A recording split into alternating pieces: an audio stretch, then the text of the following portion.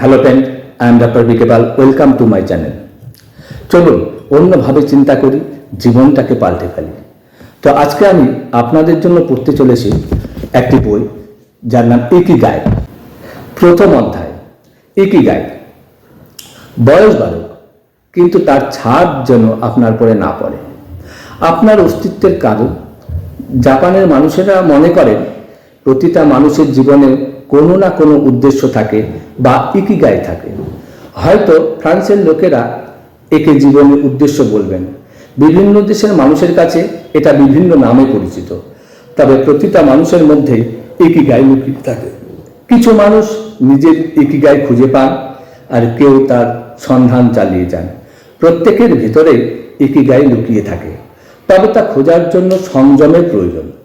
ওকিনামা গ্রামের বাসিন্দাদের মতে সকালে ঘুম থেকে ওঠার পিছনে একটাই কারণ কাজ করে, আর সেটা হলো তাদের পাওয়া ইকিগাই। যাই করো না কেন, কখনো অলসের মতো বসে জীবন অতিবাহিত করো না। একবার যদি আপনার কাছে নিজের ইকিগাই স্পষ্ট হয়ে যায়, তাহলে সমস্ত সুখ এবং সন্তুষ্টি নিজের থেকে আপনার কাছে ধরা দিবে। আপনার জীবনের প্রকৃত উদ্দেশ্য খুঁজে পাবেন। এই পুস্তক পড়লেই এই বই লেখার মূল উদ্দেশ্য জানতে পারবেন, এবং সেই সাথে আপনি নিজের ইকিগাইও খুঁজে পাবেন। জাপানের মানুষরা কিভাবে সুস্থ সবল মানুষ সাহায্যে নিজেদের জীবন অতিবাহিত করতে সক্ষম হন, সেই রহস্য জানতে পারবেন আপনি যদি জাপানে গিয়ে থাকেন, তাহলে একটা কথা অবশ্যই জানেন যে অবসর গ্রহণের পরে সেখানকার মানুষরা সক্রিয়তা এবং ব্যস্ততার সাথেই জীবন অতিবাহিত করেন। সত্যি বলতে কি, জাপানের মানুষেরা অবসর কি তাই জানেন না, কারণ সেখানে এমন কোনো শব্দই নাই। ইংরেজিতে রিটায়ারমেন্ট বলে একটা শব্দ আছে। কোনো একটা বয়সের পর প্রত্যেককেই অবসর জীবনযাপন করতে হয়, কিন্তু জাপানের ভাষায় এমন কোনো শব্দ নেই। ন্যাশনাল জিওগ্রাফির সাংবাদিক ডায়ান বুটেন বলেছেন, বহু বছর জাপানে কাটিয়েছিলেন। তার মতে জাপানের মানুষদের কাছে তাদের জীবনের উদ্দেশ্য এতটাই গুরুত্বপূর্ণ যে তারা জীবনে অবসর গ্রহণের কথা ভাবতেই পারেন না। জাপানের মানুষরা কিভাবে দীর্ঘায়ু পান, সেই রহস্য উদ্ঘাটনের সময় বিভিন্ন তথ্য হাতে আসে। তাতে করে আমরা জাপানের মানুষরা কি খান, কি পান করেন তা জানার সাথে সাথে খাদ্য এবং সংস্কৃতি সম্পর্কেও জানতে পারি। তাতে করে বোঝা যায় যে এই দীর্ঘায়ুর পিছনে ইকিগাই এক গুরুত্বপূর্ণ ভূমিকা পালন করে। ওকিনামা এমন একটি গ্রাম যেখানে বহু বয়োজ্যেষ্ঠ মানুষ বাস করেন। সেখানে গবেষণা চলাকালীন আমাদের হাতে বেশ কিছু অসাধারণ তথ্য উঠে আসে। যেমন ধরুন, এরা যে বহু বছর বাঁচে তাই না, সেই সাথে ক্যান্সার বা হৃদরোগের মতো কঠিন অসুখও তাদের শরীরে দেখা যায় না। এখানকার মানুষেরা এতটাই আনন্দের সাথে নিজেদের জীবন কাটায় যে দেশের বাকি মানুষেরা তা কল্পনাও করতে পারে না। বয়স বৃদ্ধির সাথে সাথে আমাদের শরীরের রক্তের যে পরিবর্তন যে লক্ষ্য করা যায়, এদের ক্ষেত্রে সেটা খুব কমই দেখা যায়। তারা নিজেদের পেট 80% খাবার এবং বাকিটা চা দিয়ে ভরান। তাদের মতে এই অভ্যাসই এই কারণ। রজস্রাব শেষ হওয়ার পরেও সেখানকার মহিলারাও যথেষ্ট সুস্থ থাকেন, এবং অন্যান্য দেশের তুলনায় স্ত্রী পুরুষের সম্পর্কও অনেক বেশি বয়স পর্যন্ত থাকে। অ্যালজাইমার মতো অসুখের সম্ভাবনাও তাদের খুবই কম দেখা যায়। যদিও আমরা এই পুস্তকে এই বিষয়ে আলোচনা করতে বসিনি, তবে তাদের দীর্ঘায়ুর পিছনে ইকিগাইয়ের ভূমিকা কতটা সেটা এই অধ্যয়নের থেকে স্পষ্ট করতে হয়। ইকিগাই শব্দের অর্থ। জাপানের ভাষায় ইকিগাই শব্দের অর্থ এইভাবে লেখা হয়। তাকে প্রথম দুটি শব্দের অর্থ জীবন আর পরিভাষা খুবই গুরুত্বপূর্ণ। তৃতীয় শব্দকে যদি লেখা হয়, তাহলে অর্থ বোঝায় প্রথম যোদ্ধা, যিনি সর্বদা যুদ্ধের প্রথম স্থানে থাকে। আর চতুর্থ শব্দের অর্থ হলো সুন্দর। দীর্ঘায়ু লোকেদের 5টি কারণ, যা ব্লুজোন হিসাবে পরিচিত। ব্লুজোনের প্রথম স্থানে ওকিনামা গ্রামের মানুষদের দেখা যায় পৃথিবীর অন্য প্রান্তের তুলনায় এখানকার মহিলা অনেক বেশি বাঁচেন এবং তারা সুস্থ জীবন অতিবাহিত করতে সক্ষম হন। ড্যান বুটেনের এমন 5টি স্থানে অধ্যয়ন করেছিলেন, নিম্নে সেই বিষয়ে আলোচনা করা হলো। প্রথম, ওকিনামা, জাপানের দক্ষিণ প্রান্ত। এখানকার মানুষেরা খাদ্য তালিকায় টোফুর মতো উপকারী সবজি রাখেন। সেই সাথে তারা ইকিগাই সম্পর্কে ওয়াকিবহাল হন এবং বন্ধুত্বের সামান্য স্পর্শে তাদের দীর্ঘায়ু প্রদান করে। দ্বিতীয়, সার্ডিনিয়া, ইটালি, নিউয়েরা এবং ডুগলিসে এলিয়া এই এলাকা।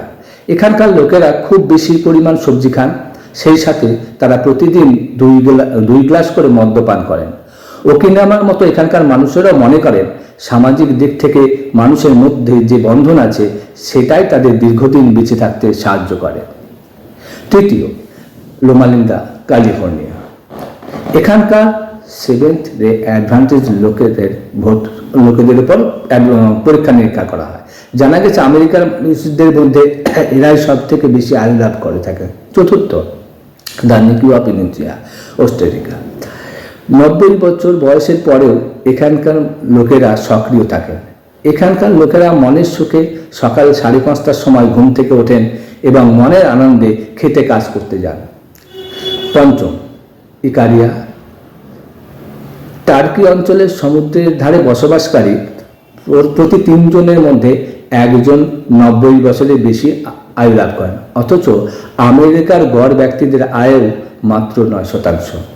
এই কারণে এই অঞ্চলকে বয়স্ক অঞ্চলের দ্বীপ বলা হয়। 500 বছর ধরে তারা যে জীবনযাপন করছেন এর পিছনে সেটার গুরুত্বপূর্ণ অবদান আছে বলে মনে করা হয়।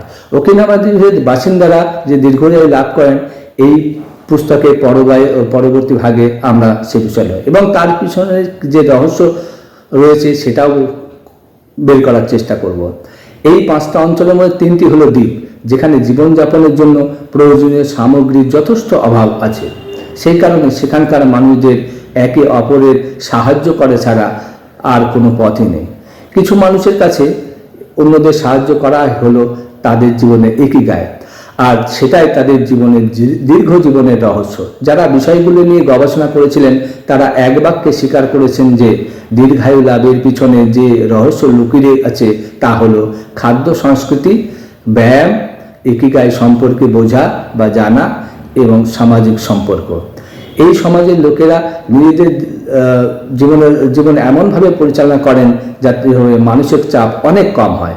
সেই সাথে তারা আমিষ খাদ্য খুব কম খান, উত্তেজক জাতীয় পদার্থর সেবন কম মাত্রায় করেন, মদ্যপান করেন তাও পরিমাণ মতো, এমন পরিমাণ করেন না যাতে তাদের মানসিক বা শারীরিক চাপের সৃষ্টি হয়, বরং শরীরকে সঠিকভাবে চালনা করার জন্য প্রতিদিন হালকা এবং প্রয়োজনীয় ব্যায়ামের আশ্রয় নেন।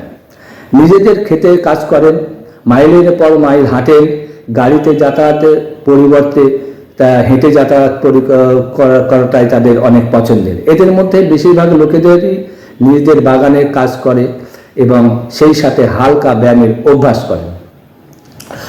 80% রহস্য। জাপানে প্রায় একটা প্রবাদ বাক্য ব্যবহৃত হতে দেখা যায়, হারা হাচি বুকাহা। খাওয়ার আগে এই কথা ব্যবহার করা হয়, এতটাই খান যাতে আপনার পেটে 80% ভরে। এটা অনেক প্রাচীন প্রবাদ। এতে পেট ভরে না খাওয়ার পরামর্শ দেওয়া হয়। অভিনয় মানুষরা পেটের 80% করে খাবার খান, তারা কখনোই পুরো পেট ভরে খাবার খান না। এতে করে খাবার হজম করতে আমাদের সুবিধা করতে আমাদের শরীরে যে ঊর্জার ব্যবহার করতে হয় তা অনেকটা সঞ্চয় হয়ে যায় এবং সেই সাথে অকারণে বৃদ্ধি হওয়া অক্সিডেশন প্রক্রিয়া অনেকটাই কম হয়। পেট 80% ভরল কিনা সেটা জানার কোনো উপায় আমাদের কাছে নেই, তাই যখনই আপনার পেট ভরে গেছে বলে মনে হবে সঙ্গে সঙ্গে খাওয়া বন্ধ করে দিন। কখনোই বেশি পেট ভরে খাবেন না, অকারণে মুখ চালাবেন না, বেশি মিষ্টি জাতীয় খাবার খাবেন না। খাবার পরে ফলের রস বা ঠান্ডা পানীয় খেতে আমাদের সকলেরই ভীষণ ভালো লাগে, তবে আপনি যদি এগুলোকে এড়িয়ে চলতে পারেন তাহলে দীর্ঘ জীবনের আনন্দ উপভোগ করতে পারেন। কিভাবে খাবার পরিবেশন করা হচ্ছে সেটাও খুবই গুরুত্বপূর্ণ বিষয়। জাপানের লোকেরা ছোট ছোট থালায় খাবার খান, তাতে করে সেখানকার লোকেরা কম খাবার খান। জাপানে এক অদ্ভুত ধরনের থালায় খাবার পরিবেশন করা হয়। 4টা ছোট ছোট থালার সাথে একটা অপেক্ষাকৃত বড় থালা সহ মোট 5টি থালায় খাবার পরিবেশন করা হয়। আপনি যখন দেখবেন যে আপনাকে 5টা থালায় খাবার দেওয়া হয়েছে তখন আপনার মনে হবে যে আপনি ভরপেট খাবার পেয়ে গেছেন, কিন্তু খাবার শেষ হওয়ার পরে আপনি বুঝতে পারবেন আপনি কম খাবার খেয়েছেন এবং তখনও আপনার পেটে খিদে থেকে যায়। এই কারণে জাপানে বিদেশি মানুষ যখন জাপানে কাজ করতে যান তখন তাদের ওজন কমে যায়। সম্প্রতি একটা গবেষণায় দেখা গেছে যে সেখানকার লোকেরা সারাদিনে 1800 থেকে 1900 ক্যালোরিজ গ্রহণ করেন। আমেরিকার লোকেদের মাংসপেশি যে ইন্ডেক্স 26 থেকে 27, অন্যদিকে ওকিনামায় তা হয় 19 থেকে 22। ওকিনামায় বসবাসকারী মানুষদের খাদ্য সংস্কৃতির মান খুবই উচ্চমানের। তারা সপ্তাহে 3 বার টোফু, শালগম এবং মাছ খান। তারা প্রতিদিন 30 গ্রাম সবজি খান। পুষ্টি সংক্রান্ত যে অধ্যায়টি এখানে আছে তাতে আমরা বিস্তারিতভাবে 80% মধ্যে কি কি আসছে তা জানাবো। জীবনের সাথে মিলবন্ধন। ওকিনামার মানুষদের কাছে জীবনের আর এক নাম বোধহয় বন্ধু। তারা আশেপাশের লোকেদের সাথে বন্ধুর মতো ব্যবহার করেন। এটা তাদের সংস্কৃতির একটা অঙ্গ। মোয়াইয়ের অর্থ হলো একই উদ্দেশ্যে একত্রিত হওয়া জনগোষ্ঠী। এই সমাজের বহু লোকেদের কাছে সমাজ সেবাই হলো ইকিগাই। বহু বছর আগের থেকেই এই মোয়ার সংকল্প শুরু হয়ে গেছিল। সেই অনুসারে যার জমিতে শস্য কম হতো অন্য কৃষকরা তার দিকে সাহায্যের হাত বাড়িয়ে দিত। মোয়াইয়ের সদস্যরা প্রতি মাসে চাঁদা হিসাবে এক নির্দিষ্ট পরিমাণ টাকা জমা করেন। যখন তারা দেখা হয় তখন তারা খাবার খান, নিজেরা গল্প করেন এবং তারা এক ধরনের খেলা খেলেন, যেটা দাবার মতো এক ধরনের খেলা। এই ধরনের খেলার পরে যে পয়সা থেকে যায় তাই দলের কোনো এক সদস্যের হাতে তুলে দেওয়া হয়। রোটেশন অনুসারে এটা নির্বাচন করা হয়। এভাবে মোয়াইয়ের সদস্যদের আর্থিক প্রয়োজন পূরণ হয় এবং তাদের মানসিক খিদেও পূরণ হয়। যদি মোয়াইয়ের কোনো সদস্য অতিরিক্ত অর্থের প্রয়োজন হয় তাহলে তাকে ঋণ দেওয়া হয়। এই সমস্ত বিষয়ের হিসাব রাখা হয় এবং প্রত্যেক সদস্য নিজেদের দায়িত্ব পালন করে কিভাবে দলের উন্নতি সাধন করা যায় সেই দিকে লক্ষ্য রাখেন।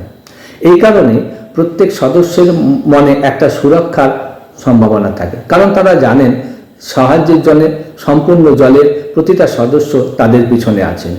এই ধরনের মানসিকতায় তাদের যে চিন্তা থেকে দূরে রাখে এবং তারা দীর্ঘায়ু লাভ করতে সক্ষম হন। এখনো পর্যন্ত আমরা ইকিগাই সম্পর্কে খুবই সামান্য কিছু জেনেছি। এখনকার যুগে একটা বিষয়ে খুব বেশি করে চোখে পড়ে, মানুষেরা বয়সের আগেও যেন বুড়িয়ে যাচ্ছে। সে বিষয়ে আলোকপাত করার সাথে সাথে ইকিগাই থেকে আমাদের কি কি লাভ হতে পারে সেদিকেও তাকিয়ে দেখব আমরা।